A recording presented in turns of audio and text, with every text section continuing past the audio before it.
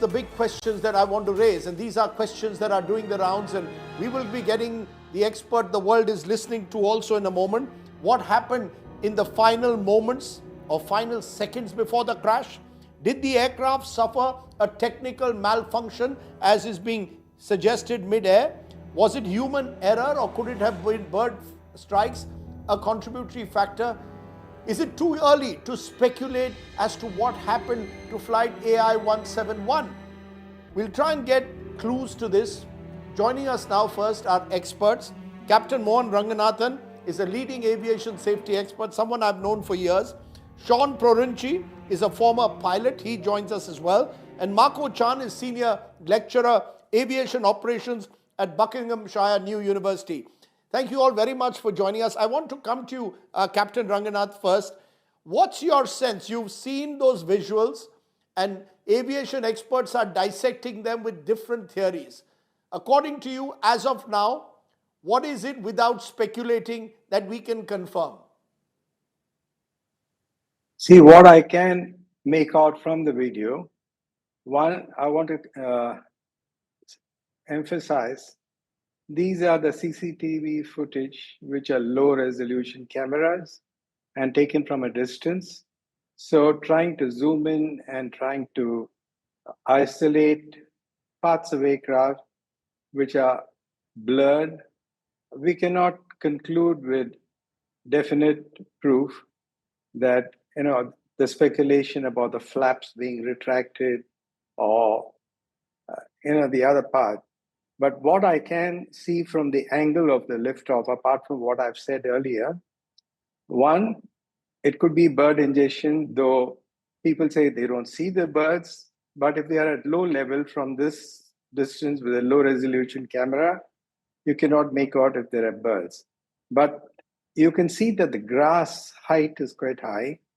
But you see at one point, just after liftoff, the body angle is shallow. It is not the usual liftoff angle, which means it is not developing the thrust that is required.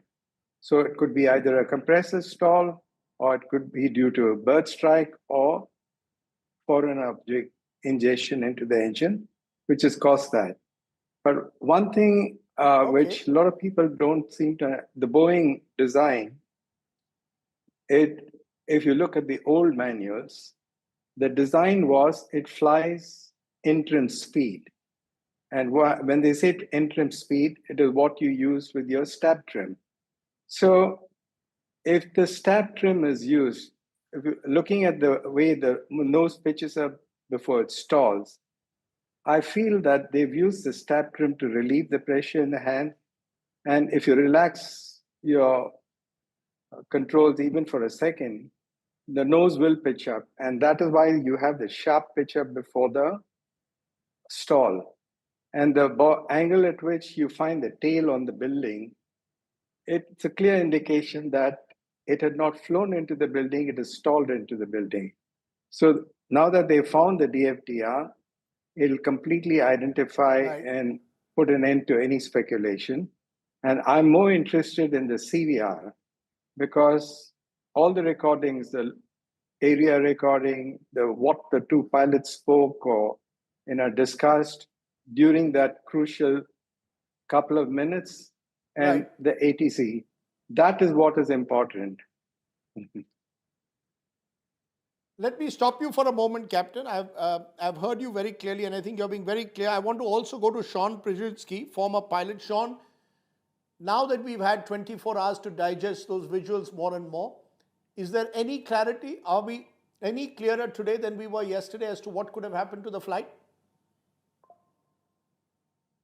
I'm not sure we really have any clarity. I think that we have, when they made the call, the Mayday call, they made the comment about no thrust and no lift. So that implies that they have a double engine failure. And this is absolutely the worst time for that to happen.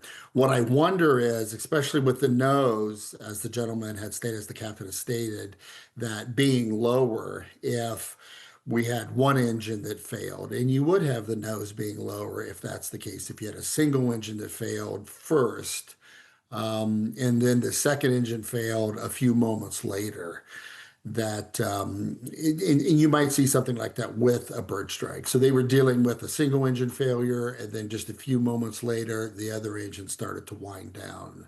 The other thing that I noticed on the takeoff is that there seems to be a lot of what looks like dust or water. I'm not sure what the weather conditions were, if the runway was wet. If so, that would explain all of the debris that you see at liftoff around the aircraft. A wet runway would certainly look like that. If it was not wet, It and wasn't if wet it at all. was It was very warm. It was a very, very warm, hot day in Ahmedabad. okay, so it hasn't rained in the last 24 hours or so. No. If okay, if that's not the case, then you see the picture there. Why is all that dust lifting off around the airplane? And that made me wonder about FOD problems, foreign objects debris. I know, and I'm not sure there, but I know here in the States that we do routine drives up and down runways looking for problems on the runways because you can suck in rocks and so forth and cause engine failures. So I'm just wondering, I've seen, just like the captain here and others, we've all seen thousands of takeoffs, and I've never seen that on a runway that's a clean runway unless it's water. So I don't quite know. That looks Okay. unusual. So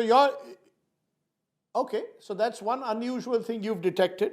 Marco Chan, Senior Lecturer Aviation Operations at Buckinghamshire University. You've also digested those images. What do you see? Thank you for the question, and excellent to be among the gentlemen here as well. Yeah, I mean, from the video, we see a bit of alcohol dust from the runway, which I wouldn't be surprised in certain region in the world. I've operated out of India myself as well, and on takeoff with runways like these, it's quite common to get dust. But as the captain mentioned as well, the resolution is rather low to determine whether it's going to be debris or dust. But what I've observed, now I'm not going to touch on the flap extension bit because, again, the resolution is too low to verify that. But I do want to touch on the engine bit. Now, it's quite obvious the engine power wasn't sustainable for the climb to be maintained, which is why the loss of thrust made a call later on. And as you can see, it seemed to climb okay in the initial seconds, and then it really struggled. Now, we don't know whether it was a single engine failure or a dual engine failure. If it's a single engine failure, I would say usually within seconds, the aircraft would seem to yaw to the left or to the right, depending on the side of the engine. Imagine one engine being more powerful than the other. But we haven't really seen that being an obvious one. We don't actually see any smoke or any fire coming out of that either from the video. Admittedly, again, low resolution. So bird strike maybe with a lower possibility. However, I would also say the engine damage physically right away could be a lower possibility as well. Like I said, I don't really see any smoke or any fire, but perhaps we can also look into engine failure in terms of computer fault or fuel supply issue. Right. Now, when I say fuel supply issue, because it's internal, we can't see it from our human eyes, but we have had similar scenarios in London Heathrow Airport back in 2008 with the British Airways 777, just on the short final on the landing, where the fuel supply was actually clogged. Now, it was due to ice clogging up, would be a different scenario, but it could still lead to a fuel supply problem with fuel contamination, for example, leading to a loss of engine power. Now, not a complete loss in that case. The engine was still running, Right. but not at the desired power, and it actually crash landed onto a runway. Now, there were no fatalities. It was miraculous in that incident, but perhaps another engine failure issue again. In a sense, therefore, Marco, very quickly, are you also in a sense saying Boeing will have much to answer for, given that the Dreamliner has been bandied around by Boeing as their gold standard? Well, I would say the manufacturers, as well as the airlines, the pilots, the regulators, they all hold safety to the highest standard. We can't now all of a sudden say it's Boeing's problem. It's too early to portion blame at this stage. And remember that the point of investigation is to find out the truth for the victim's family, not to portion blame, and for us to learn from the incident to enhance safety. So yes, right now, way too early to say it's Boeing's problem. Yes, the public's image may not be as good as it was because of the 737 MAXs earlier on and the earlier settlement in the United States of legal proceeding with the Ethiopian Airlines. But remember, they are two different aircraft type, and there could be individual causes of accidents. So let's not jump into conclusion and say it is Boeing's problem. Captain Ranganath, since since it's tough to jump to any conclusions, are you reasonably confident that given the fact that the black box has now been unearthed, we will get to know exactly what happened to flight AI 171, or will this remain one of those great mysteries of aviation?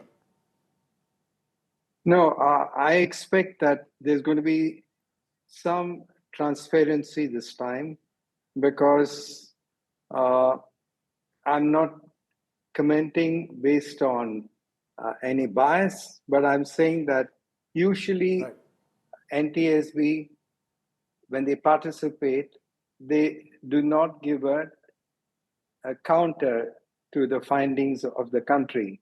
Like in the case of the Mangalore crash, which is completely cooked up the report, NTSB was very passive about it, though there are other factors involved there. But when it was the Silk Air crash, when the report tried to apportion blame on the rudder control of the Boeing, NTSB did intense investigation and identified that it was pilot suicide. So here, the reputation of Boeing is at stake. And I don't think the NTSB will play ball if a blame is apportioned only to the aircraft. They will go for the truth. And the DFTR will definitely show what is wrong with the aircraft, if there is one, and whatever took place at the time of the crash. So I expect the British AAIB being involved, because British citizens were also affected. They were dead. I'm going to stop you for a moment, Captain.